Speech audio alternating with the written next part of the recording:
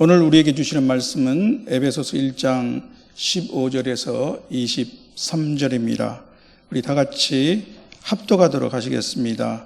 이로 말미암아 주 예수 안에서 너희 믿음과 모든 성도를 향한 사랑을 나도 듣고 내가 기도할 때 기억하며 너희로 말미암아 감사하기를 그치지 아니하고 우리 주 예수 그리스도의 하나님 영광의 아버지께서 지혜와 계시의 영을 너희에게 주사 하나님을 알게 하시고 너희 마음의 눈을 밝히사 그의 부르심의 소망이 무엇이며 성도 안에서 그 기업의 영광의 풍성함이 무엇이며 그의 힘의 위력으로 역사하심을 따라 믿는 우리에게 베푸신 능력의 지극히 크심이 어떠한 것을 너희로 알게 하시기를 구하노라.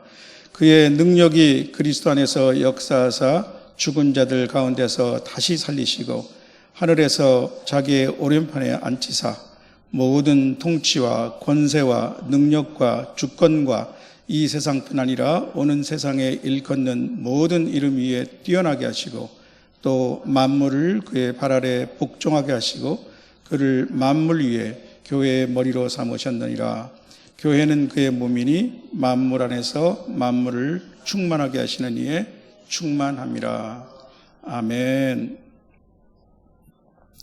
오늘 본문은 바울 사도가 에베소 교회 성도들에게 쓴 편지 중에 나오는 첫 번째 기도의 내용입니다. 에베소는 로마 감옥에서 그가 이 편지를 기록한 10년 전쯤 약 3년간 머물렀던 곳입니다. 그가 전도 여행한 중에서 아마 가장 오래 머물렀던 곳일 것입니다. 특히 두란노 서원에서는 2년간 집중적으로 하나님 말씀을 가르쳤던 곳이기도 합니다. 아마 신약성경 시대 최초의 신학교가 아닌가 싶습니다. 사도행전 19장에는 바울 사도의 3차 전도여행 과정 중 에베소에 있었던 여러 드라마틱한 일들이 기술되어 있습니다. 저는 오늘 본문을 통해 성도를 위한 기도라는 제목으로 하나님의 말씀을 나누고자 합니다. 더 정확히는 에베소 교회의 성도들을 위한 바울 사도의 기도이겠죠. 그러나 이 사도의 기도는 오늘날 우리 교회의 성도들, 바로 저와 여러분을 위한 기도이기도 합니다. 따라서 저는 이 짧은 제목을 택했습니다. 이 기도는 세 개의 단락으로 구성되어 있습니다.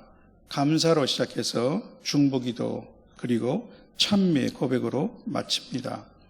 그 첫째로 하나님께 대한 감사입니다. 사도는 주 예수 안에서 너희 믿음과 모든 성도를 향한 사랑을 듣고 그들을 위한 기도마다 감사를 그치지 않는다고 말씀합니다. 바울 사도는 에베소서보다 10년 전에 데살로니가 교회에 보냈던 첫 번째 편지에서 너희의 믿음의 역사와 사랑의 수고라고 썼습니다. 예수님을 믿는 믿음은 마음이나 생각 안에서만 머물러 있는 관념이 아닙니다.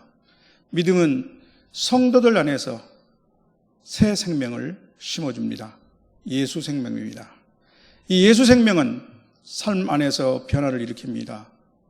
우리의 삶 속에서 예수 생명이 일으키는 변화를 믿음의 역사라고 합니다. 삶은 새로운 목표와 의미를 갖게 됩니다. 믿음은 새로운 일을 행합니다. 믿음은 역동성이 있습니다. 믿음이 없을 때는 할 수 없었고 또 할 필요조차 느끼지 않았던 것들이 믿음 안에서는 새로운 의미를 가집니다. 새로운 꿈과 목표를 성취하고자 하는 힘과 용기가 일어납니다. 이것이 믿음의 역사입니다. 또한 믿음은 반드시 사랑으로 이어집니다. 예수 그리스도의 생명과 사랑을 받은 자들은 영적 형제와 자매들인 성도들을 사랑하게 되어 있습니다. 성경은 이렇게 말씀하고 있습니다. 우리가 형제를 사랑함으로 사망에서 옮겨 생명으로 들어간 줄을 알거니와 사랑치 아니하는 자는 사망에 거하느니라. 요한일서 3장 14절 말씀이죠. 그가 우리를 위하여 목숨을 버리셨으니 우리가 이로써 사랑을 알고 우리도 형제들을 위하여 목숨을 버리는 것이 마땅하니라. 요한일서 3장 16절 말씀입니다.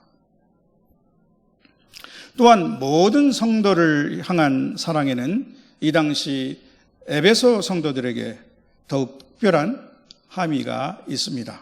그들은 이방인들입니다. 그런데 모든 성도들 안에는 유대인들도 포함됩니다. 참사랑은 모든 장벽을 허뭅니다. 종족의 장벽과 문화적 이질감과 또 종교적 적대감, 이 모든 것들이 그리스도 안에서 화해됩니다. 우리 한국교회 성도들은 일본과 중국 교회들에게 과거의 역사와 이념의 장벽을 넘어서 먼저 사랑과 화해의 손길을 내밀었습니다. 참으로 하나님께서 기뻐하시고 또 이로 말미암아 한국교회와 우리나라를 축복하시는 걸로 믿습니다. 사랑은 또한 감정의 변화만은 아닙니다. 그리스도 안에서 사랑은 추상명사나 형용사로 머물러 있지 않습니다. 사랑은 동사입니다. 그리스도 안에서의 사랑은 말과 혀로만 하는 것이 아니고 행함과 진실함으로 하는 것입니다. 따라서 사랑에는 수고가 있습니다. 수고는 때로 고통과 땀과 눈물을 요구합니다. 그리스도에 대한 믿음과 모든 성도들에 대해 사랑을 베푸는 모습은 바로 성도들의 삶 안에서 하나님이 일하고 계심을 보여주는 증거라고 할 것입니다. 두 번째로 바울 사도의 중보 기도를 살펴보겠습니다. 바울 사도는 먼저 하나님께서 성도들에게 지혜와 계시의 영을 주시기를 기도하며 또 그를 통해서 하나님을 알게 하시기를 기도합니다. 17절이죠. 지혜와 계시의 영은 우리의 영이 아니고 성령을 가리킵니다. 계시라는 단어에서 더욱 분명히 알 수 있죠. 하나님의 지혜의 진수는 예수 그리스도의 십자가 죽음과 부활을 통한 인류의 구원입니다. 바로 복음입니다. 오직 비밀한 가운데 있는 하나님의 지혜를 말하는 것이니 곧 감추었던 것인데 하나님이 우리의 영광을 위하사 만세전에 미리 정하신 것이라고 성경은 말씀하고 있습니다. 하나님을 안다고 하는 것은 하나님의 구원 계획을 더욱 완전히 이해하고 그 빛 가운데서 살아가는 것을 말합니다. 성령은 우리 성도들에게 지혜와 계시를 주시고 그리스도 안에 있는 하나님의 목적에 대한 통찰을 주십니다. 우리는 하나님을 아는 지식 안에서 더욱 성장해 나갑니다. 바울 사도는 또한 하나님께서 성도들의 마음의 눈을 밝혀주셔서 특히 다음 세 가지를 알게 해주시기를 기도하고 있습니다. 7, 8절이죠. 에베소 성도들은 예수님을 믿기 전에는 어둠 속에 있었습니다. 하나님의 생명에서도 떠나 있었습니다. 그러나 그들은 복음을 듣고 예수님을 믿게 되었습니다. 예수님은 하나님의 영광의 광채이십니다. 그들은 또한 이미 그리스도 안에서 모든 영적 복과 특권을 받았습니다. 따라서 바울 사도가 기도하고 있는 것은 성도들이 이 특권의 의미를 더욱 완전히 파악하고 내면화하는 것입니다. 그저 우리가 그것을 받았구나 아는 것으로 그쳐서는 안 됩니다. 그것을 더욱 더 깊이 알아가고 삶에서 경험해야 합니다. 그 복들을 충만하게 알고 나의 것으로 누려야 합니다. 이제 성도들이 마음의 눈이 밝혀져서 알기를 기도하는 그 세 가지가 무엇인지 살펴보겠습니다. 첫째로 그것은 그의 부르심의 소망이 무엇인지 아는 것입니다. 우리 성도들에게 항상 있게 될 가장 중요한 세 가지 영적 은사인 믿음, 소망, 사랑 중에서 나머지 하나인 그 소망이죠. 그런데 그의 부르심은 하나님의 부르심입니다. 우리 각자를 부르신 하나님이 우리 각자에 두고 계신 소망이 무엇인가 아는 것도 또 생각하는 것도 중요하겠지만 하나님이 구원 계획 안에서 우리를 부르신 공통적인 소망이 무엇인지 살펴보고자 합니다. 에베소서 4장 4절에서도 몸이 하나요 성령도 한 분이시니 이와 같이 너희가 부르심의 한 소망 안에서 부르심을 받았느니라 라고 말씀하십니다. 바울 사도는 우리의 소망에 대해서 다음과 같이 여러 가지로 표현하고 있습니다. 구원의 소망, 의의 소망, 몸의 부활의 소망, 영생의 소망, 그리고 하나님의 영광과 그리스도의 영광에 참여할 소망 등입니다. 소망은 장차 이루어질 좋은 것에 대한 기대와 확실한 바람입니다. 이미 우리는 그리스도 안에서 성령의 도우심으로 그것들을 조금씩 미리 맛보고 있습니다. 허망하고 막연한 환상이 아닙니다. 이런 소망을 가진 성도들에게 현재는 전부가 될 수 없습니다. 우리는 현재와 현실에만 매여 있지 않습니다. 그렇다고 이것은 모든 현실을 무시하고 부정하라는 것은 물론 아닙니다. 현재는 우리에게 주어진 확실한 시간이고 기회입니다. 그러나 참 소망을 가진 자에게 현재의 의미는 새롭게 해석됩니다. 따라서 우리는 환난 중에서도 즐거워할 수 있습니다. 이는 환난은 인내를, 인내는 연단을, 연단은 소망을 이루는 줄 알기 때문입니다. 또 반대로 현재가 아무리 안락하고 즐거운 것일지라도 우리는 영원하지 않는 그것에 큰 애착을 갖지 않습니다. 둘째로 그의 기업의 영광의 풍성함을 알기를 원했습니다.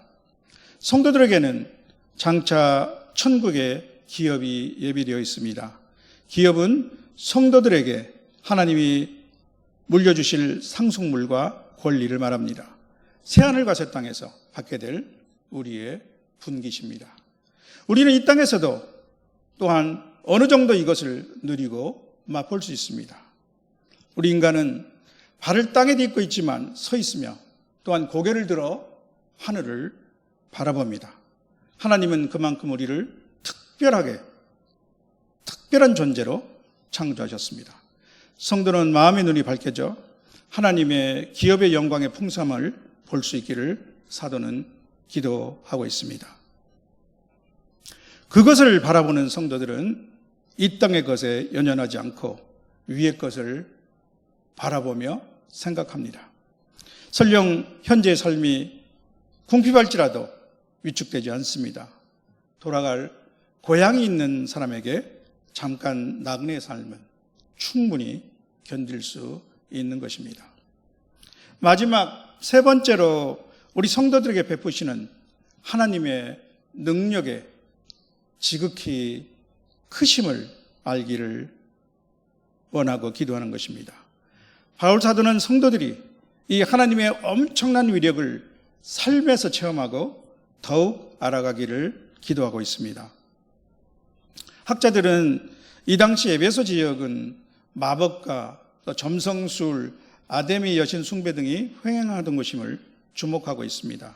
사람들은 그만큼 아주 적대적인 영적 세력에 대해 두려움이 컸을 것입니다.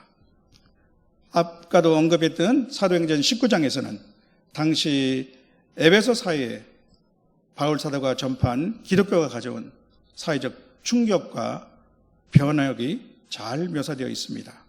한 예를 들자면 마술을 행하던 사람들이 마술책을 가지고 나와서 불태웠습니다. 그런데 그 책값이 은 5만이었다고 합니다. 은 5만은 5천의 1분의 임금에 상당한 금액이라고 합니다. 현재 우리나라 기준으로는 5억이나 되는 금액이죠. 지금도 아프리카 같은 곳에서는 부두 같은 무속신앙과 잡괴 활동이 심해서 영적 전쟁이 그야말로 치열하다는 것을 우리는 선교사들을 통해서 많이 듣고 있습니다. 우리나라와 같은 현대사회에서도 마귀나 악한 영의 힘이 준동하는 곳이 있습니다. 무당집이나 점을 치는 곳 같은 데는 말할 것도 없고 그것들이 좋아하는 어떤 음침한 장소나 환경이 있는 것도 사실입니다. 영적 쓰레기장 같은 곳이 있죠. 때로는 정반대로 교회와 같이 하나님 은혜를 사모하는 것과 믿음의 길을 걷기로 작정하는 사람들에게도 그것들은 선제 공격을 가해오기도 합니다.